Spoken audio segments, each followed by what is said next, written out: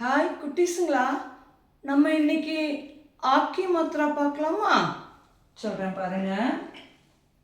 அ கி மாத்திரா. கா, கா, கா, க, கா.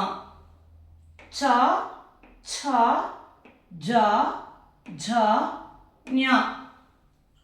டா, டா, டா, ढा ना. ता था दा धा ना.